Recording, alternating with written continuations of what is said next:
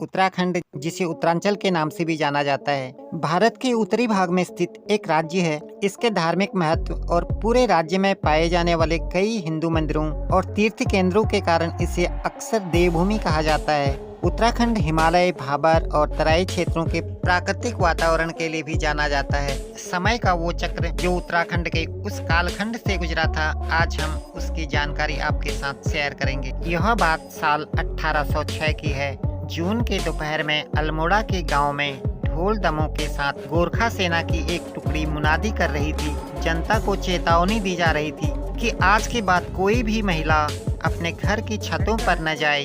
अगर कोई महिला कपड़े सुखाने, धूप सेकने या किसी भी काम से छत पर जाती है तो उससे भारी जुर्माना वसूला जाएगा। इस आदेश के बाद अगले कई सालों तक कुमाऊं और गढ़वाल की महिलाओं के लिए अपने घरों की छतों पर निकलना वर्जित हो गया। जिस भी महिला ने इस आदेश को तोड़ा, उसके परिवार वालों को बहुत बड़ी कीमत चुकानी पड़ी। गोरखा शासन में महिलाओं पर पाबंदी सिर्फ यहीं तक सीमित नहीं थी। कोई विवाहित महिला अगर किसी अनजान व्यक्ति के साथ बात करते हुए पाई जाती तो तलवार से उसकी नाक काट दी जाती और उस पुरुष की गर्दन उतारकर चौराहे पर टांग दी जाती। लोगों की ऐसी निर्मम हत्या करने के बाद उनके शरीर को किसी ऊंचे स्थान पर लटका दिया जाता ताकि गिद्ध उसे नोच सकें। ये दमन हमारे पुरखों पर सालों तक होता रहा है। उस दौर में जिसको इतिहास गोरखानी के नाम से जानता है, वही गोरखानी जो दुनिया के सबसे क्रूर शासन काल में से एक है। यहाँ लोगों की हत्या कर देना और उन्हें गुलाम बनाकर बेच देना एक सामान्य चलन था। जहाँ अनाजियों से ज्यादा महिलाओं और बच्चों की मंडियाँ सजी रहती थी। आज हम आपको उसी गोरखानी की कहानी सुनाने जा रहे हैं, लेकिन इस कहानी को आगे बढ़ने से पहले ये बात बता देना जरूरी है कि इसे इतिहास में घटित हुए एक कालखंड के रूप में ही देखा जाए। वह कालखंड, वह समय जब नेपाल के राजाओं और सेना ने गढ़वाल और कुमाऊं में शासन किया, लूट की और अत्याचार भी किए। ये अत्याचार लगभग वैसे ही अत्याचार थे जैसे गढ़वाली सेना ने कभी सिरमौर रियासत पर तो कभी तिब्बत पर किए थे, जिसे उस वक्त डोलपा भी कहा जाता था।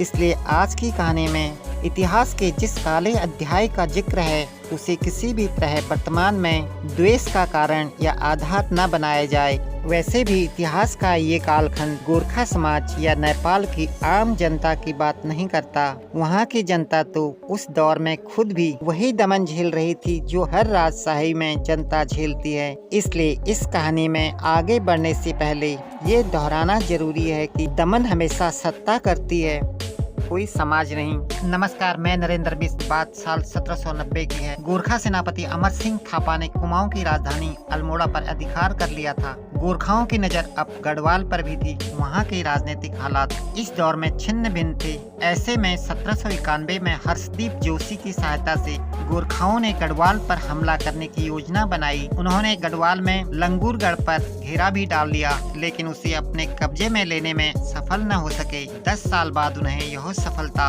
1804 में मिली। उस समय गढ़वाल एक विनाशकारी भूकंप की चपेट में आया था। हजारों लोग इस भूकंप में मारे गए थे और जो श्रीनगर में राजा का महल था वह भी ढह चुका था। इसी का फायदा उठाकर गोरखाओं ने आक्रमण किया और कुमाऊं से गढ़वाल तक अपना एक छत्र राज स्थापित कर लिया। यहाँ उन्होंने अस्थायी राजा या गवर्नर को सत्ता में बैठाने के बजाय सीधे अपने सेनापतियों को सत्ता सौंप दी। इन सेनापति सामंतों को सुब्बा कहा जाता था। कुमाऊं विश्वविद्यालय में इतिहास के प्रोफेसर और उत्तराखंड का राजनीतिक इतिहास किताब के लेखक प्रोफेसर अजय रावत लिखते हैं कि गोरखाओं ने कुमाऊं के चंदों की नीतियों और प्रशासनिक तौर तरीकों, जो चंदों की जो नीतियां थी राज करने की, जो प्रशासनिक तौर तरीके थे, उनकी नकल नहीं की, बल्कि अपनी ही जो उनकी राज व्यवस्था थी, अपना जो तंत्र था, अपने ही तंत्र की यहाँ स्थापना की। उन्होंने यहाँ बड़ी शक्ति के साथ शासन किया। प्रमुख कारण ये भी था कि सामाजिक दृष्टि से हिंदू लोग गोरखाओं को अपनी तुलना में कम समझते थे। इस कारण गोरखा प्रशासक हिंदुओं को भयभीत कर आतंकित करना चाहते थे। प्रोफेसर अजय रावत लिखते हैं कि उनका राजा अवश्य एक राजपूत था। वो भारतीय मूल का एक राजस्थानी राजपूत था जिसके वंशज तब नेपाल की पहाड़ियों में चले गए थे जब अलाउद्दीन खिलजी ने चित्तौड़ को घेर लिया था। यही राजपूत वंश कालांतर में शाह की उपाधि धारण कर नेपाल का शासक बन बैठा। जिस तरह से गढ़वाल और कुमाऊं के लोग गोरखाओं को धर्म के लिहाज से कम समझते थे, उसी तरह गोरखा शासक भी यहाँ के लोगों को विधर्मी समझते थे। इसका एक बड़ा कारण कुमाऊं और गढ़वाल में समाज की बनावट और वहाँ की सांस्कृतिक पद्धतियाँ थी जो गोरखा पद्धति से मेल नहीं खाती थी। गोरखाओं के लिए कुमाऊं के ब्राह्मण, जो उस समय चंद वंश के राज शासन में प्रमुख भूमिका निभाते थे, ऐसे देशद्रोही और धोखेबाज थे जिनका दमन करना गोरखा नितांत अवश्य समझते थे। लिहाजा 1806 में बड़ा बमशाह के सूबा यानी कि सेनापति बनने तक उससे पहले सूबा काजी, जमादार, फौजदार, नानी हवलदार, दफ्तरी आदि ने काफी नृशंस ढंग से कुमाऊनी रियासत पर शासन किया। इसका नतीजा ये हुआ कि पाली, पछाऊ, सल्ट व आसपास के गांवों के थोकदार, सयाने और प्रधान सब भागकर पलायन कर गए।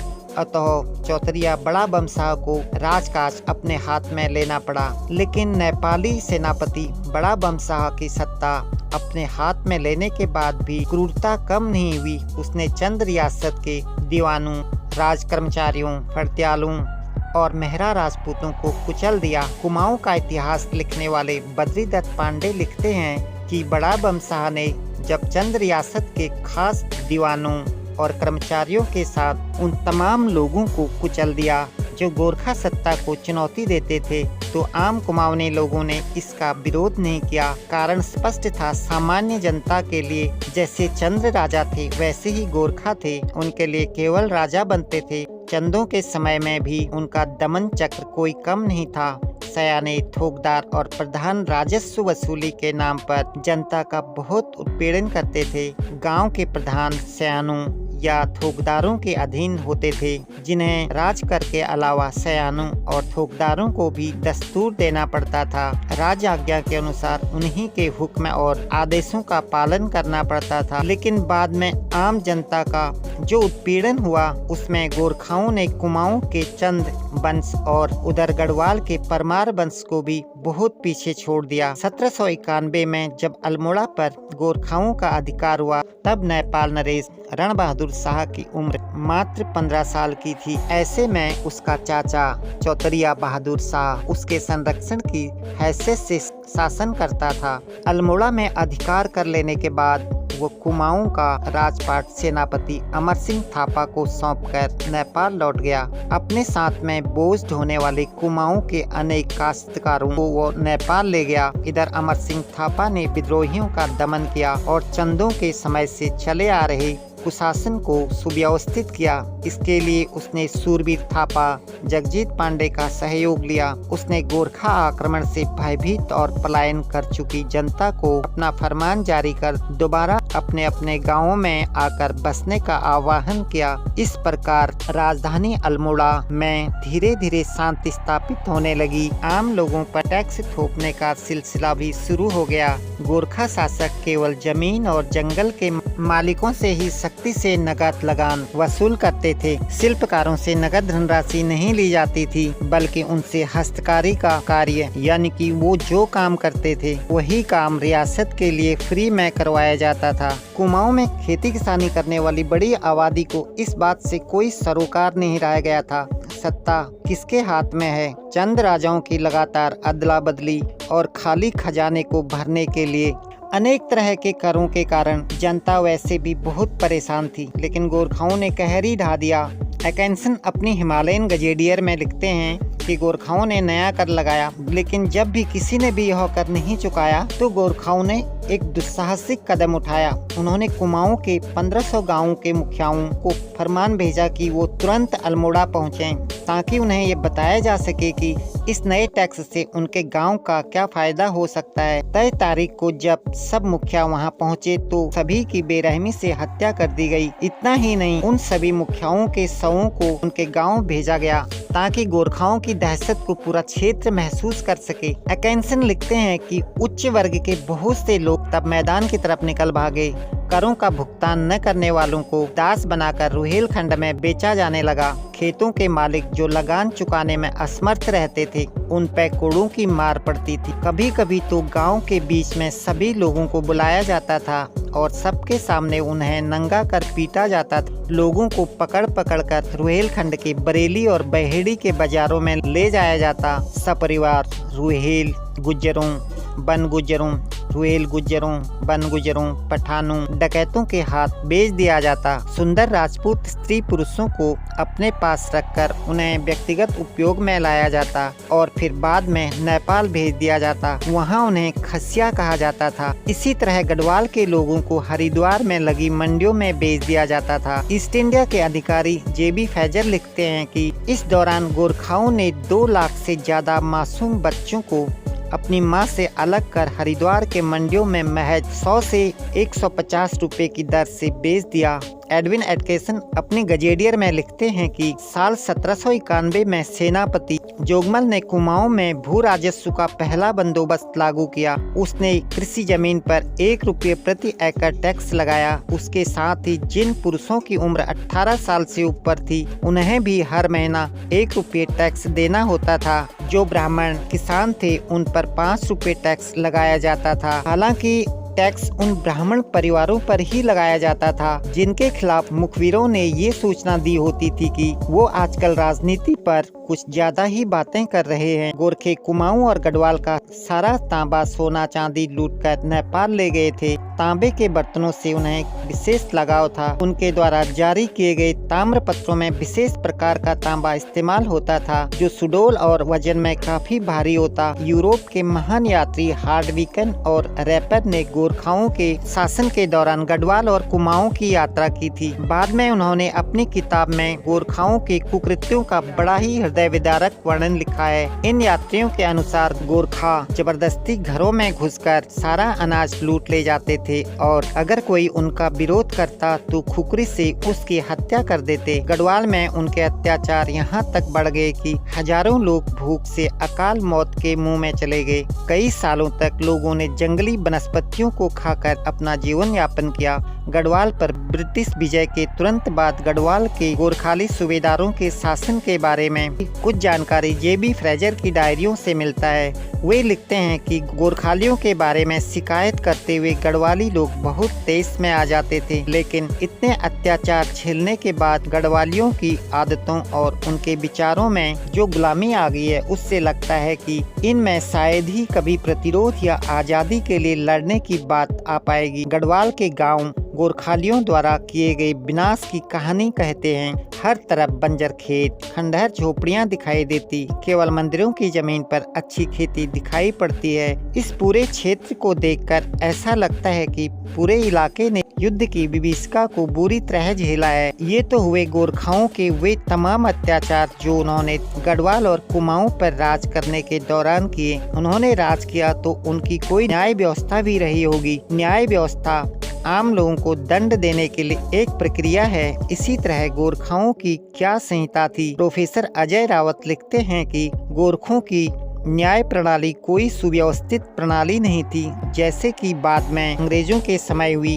गोरखों से पहले चंद राजाओं के समय भी न्यायालय नाम की कोई संस्था तो थी नहीं, लेकिन उस समय पंचायत प्रणाली चलती थी। चंद्र दरबार में मेहरा और फड़तियाल इन 2 राजपूत दलों को राजा की मान्यता प्राप्त थी। उन्हें श्रेष्ठ और प्रतिष्ठित नागरिकों की पगड़ी दी जाती थी। वो जो भी फैसला करते उसी के अनुरूप दंड निर्धारित होता था। हालांकि मृत्युदंड देने का अधिकार सिर्फ राजा को प्राप्त था, लेकिन गोरखों ने चंदों की नकल नहीं की। उनकी न्याय व्यवस्था प्रांतों की सेना कमांडर तय करते थे। अल्मोड़ा में उस समय गोरखों की एक अदालत जरूर थी, जिसके जज या न्यायाधीश को विचारी कहा जाता था। एकिंसन के अनुसार 1805 के एक अदालती पत्र से मालूम चलता है कि किसी भी बात को वादी जब पंचों की अदालत में जब पेश करता था तो बैठे हुए पंचों से दारू और बकरे का संकल्प लेकर अपने ऊपर पानी छिड़कवाया जाता था। अदालत शुरू होने से पहले ही दारू और बकरे का प्रबंध भोजन के लिए करना होता था। इसके अलावा अदालत में वादी और प्रतिवादी को बुलाकर उनकी परीक्षा ली जाती थी। अगर किसी गवाह के बयान पर संदेह पैदा होता तो उसके शरीर में महाभारत का एक भाग हरिवंश उसके सही सही कसम खिलाने के लिए रखा जाता था। सही सही बयान देने के लिए हिंदू गवाह के सर में हरिवंश रखने की ये प्रथा उत्तरवर्ती काल में अंग्रेजों के समय भी प्रचलित रही। जहां चश्मदीद गवाह नहीं मिलते थे या जमीन जायदाद के झगड़ों में गवाह सच सच नहीं बता पाते थे, वहां दिव्य दीप नामक अग्नि परीक्षा होती थी। उसके लिए 3 तरह के दिव्य प्रचलित थे। पहला गोला द्वीप, इसमें हाथ में गर्म लोहे का डंडा पकड़कर कुछ दूर तक चलना पड़ता था। दूसरा कढ़ाई दीप, इसमें कढ़ाई में उबलते तेल में हाथ डालना पड़ता था। यदि हाथ जल गया तो दोषी, अगर नहीं जला तो निर्दोष। तीसरा था तराजू का दीप। इस दिव्य के जरिए दोषी व्यक्ति को तराजू में पत्थरों से तोला जाता था। तोलने का ये समय शाम के लिए मुकर्रर होता था। जिन पत्थरों से उसे तोला जाता था उन पत्थरों को सुरक्षित स्थान पर छुपा दिया जाता था। अगले दिन सुबह उन्हीं से फिर से उस दोषी को तोला जाता था। अगर दूसरे दिन वो भारी हुआ तो निर्दोष, अगर हल्का हो जाता तो दोषी ठहराया जाता था। देहरादून में मौजूद गुरु रामराय दरबार के महंत को भी हत्या के जुल्म में कड़ाई दीप का सामना करना पड़ा, जिससे उनके हाथ जल गए और उन्हें भारी दंड अदा करना पड़ा था। दिव्य जन फैसले को तत्काल दर्शकों के समक्ष एक पर्चे में दर्ज कर लिया जाता था और हारे हुए व्यक्ति से उसकी संपत्ति के अनुसार दंड वसूला जाता था। व्यवसाय और उत्तराधिकार के मामले में भी पंचायत बैठती थी, जिससे कागज के 2 बराबर टुकड़ों में वादी और प्रतिवादी के नाम लिखकर उन्हें न्याय के देवता गोलू के थान या मंदिर में रखा जाता था। उसके बाद लंबी शिखा वाला पुरोहित उनमें से एक को पकड़ता था। जो नाम पहले आ गया वो जीतता था। मंदिर में कसम खाने, बच्चे के सर पर हाथ रखकर कसम खाने या विवादित वस्तु को भी न्याय के देवता के मंदिर में रखकर भी फैसले होते थे। ब्रिटिश कुमाऊं के दूसरे कमिश्नर G.W. टेल ने भी अपनी किताब में गोरखाओं के न्याय के कई अन्य तरीके बताए हैं। उनके अनुसार सबसे पहला तरीका है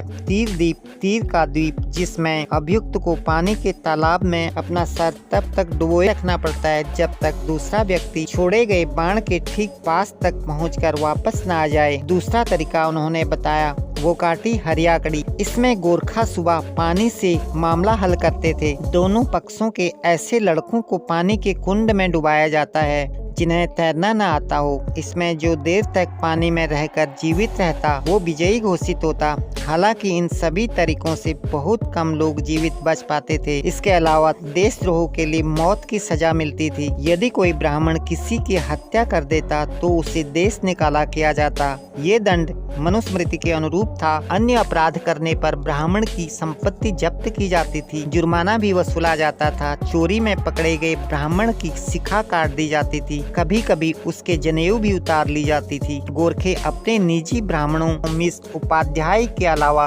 कुमाऊं के अन्य ब्राह्मणों की कद्र नहीं करते थे। चंदों के समय तो पेड़ पर लटकाकर या सर कलम कर मृत्युदंड दिया जाता था, लेकिन गोरखों ने अपराधी को सूली पर चढ़ाने के अलावा उसके अंग भंग द्वारा भी दंडित करने की प्रथा चलाई। गोरखों के समय हर किसी जाति को मौत की सजा का सामना करना पड़ता था। अपराधियों को आतंकित करने के लिए उनके हाथ व नाक काट दिए जाते थे। किसी महिला से अवैध संबंध रखने पर पुरुष को मौत की सजा मिलती थी और महिला की नाक काट दी जाती थी। आत्महत्या करने वाले व्यक्ति के परिवार से जुर्माना वसूला जाता। हालांकि चंदों के समय भी कुमाऊं के समाज में कुछ ऐसी कुप्रथा चली आ रही थी जिसमें पति का अपनी पत्नी पर पूरा अधिकार माना जाता। अगर कोई अपनी पत्नी को किसी अन्य पुरुष के साथ देख लेता तो उसे छूट थी कि वो अपनी पत्नी और उस पुरुष की हत्या कर दे। राज्य से उसे कोई दंड नहीं मिलता। गढ़वाल और कुमाऊं को गोरखाने से मुक्ति तब मिली जब अंग्रेजों के साथ गोरखाओं का युद्ध हुआ। उस वक्त नेपाल में प्रधानमंत्री भीमसेन थापा के संरक्षण में राजकाज चल रहा था। भीमसेन थापा के नेतृत्व में नेपाल में विस्तारवादी नीति का अनुसरण करते हुए तराई के पूर्व गोरखपुर में करीब 200 गांवों में कब्जा कर लिया था। उसी को लेकर साल 1814 में नेपाल और ईस्ट इंडिया कंपनी के बीच युद्ध छिड़ गया। कई महीनों चले इस युद्ध का अंतिम मोर्चा देहरादून में खलंगा के किले के लिए लड़ा गया। ये एक ऐतिहासिक युद्ध था जिसमें 500 गोरखा सैनिक किले की पहरेदारी कर रहे थे। इन सैनिकों का नेतृत्व बलभद्र सिंह थापा कर रहा था। मेजर मेजर जनरल रोलो जिलेस्पी ने खड़ंगा और नाला पानी के किलों में एक साथ हमला कर दिया, लेकिन गोरखाओं की खुखरियों की मार से अंग्रेज सेना में भगदड़ मच गई और जनरल जिलेस्पी की मौत हो गई। बाद में टोपू की मदद से अंग्रेजों ने अंतिम मोर्चे को भी जीत लिया। इस युद्ध में 420 गोरखा सैनिक मारे गए। गोरखा ये युद्ध हारे जरूर थे, लेकिन दुनिया के युद्ध इतिहास में इसे सबसे खतरनाक युद्ध की श्रेणी में आज भी याद किया जाता है। अंग्रेजों ने भी बाद में इस युद्ध में लड़े सेनापति बलभद्र सिंह थापा और अन्य गोरखा सैनिकों की बहादुरी की याद में खलेगम में ही एक मेमोरियल बनाया, जो आज भी यहाँ मौजूद है। इसी युद्ध के बाद 17 अप्रैल 1815 को अंग्रेज अधिकारी एडवर्ड गार्डनर, भीमशाह, चामू भंडारी और जसमदन थापा के नेतृत्व में अंग्रेजों और गोरखाओं के बीच संधि हुई, जिसे सिंगोली की संधि कहा गया। इस संधि के बाद गोरखों का राज गढ़वाल और कुमाऊं से खत्म हुआ। गढ़वाल को अंग्रेजों ने राजा प्रद्युमन शाह के बेटे सुदर्शन शाह को विशेष संधि के साथ सौंप दिया, जिसे अलकनंदा की संधि कहा गया। इस संधि की भी एक खास कहानी है। असल में गोरखों को गढ़वाल से भगाने के बाद अंग्रेजों ने राजा सुदर्शन से युद्ध हथियाने के रूप में बड़ी रकम मांगी। राजा सुदर्शन शाह ये रकम चुकाने में असमर्थ था, लिहाजा अलकनंदा की संधि के तहत ये तय हुआ कि अब अलकनंदा के पश्चिमी इलाके यानी कि टिहरी और उत्तरकाशी पर ही राजा का राज रहेगा। वहीं कुमाऊं में गोरखों के जाने के बाद अंग्रेजों ने खुद ही वहां की सत्ता अपने हाथों में ले ली। एडवर्ड गार्डनर वहां के पहले कमिश्नर नियुक्त हुए। आशा करता हूं उत्तराखंड के इस कालखंड की ये जानकारी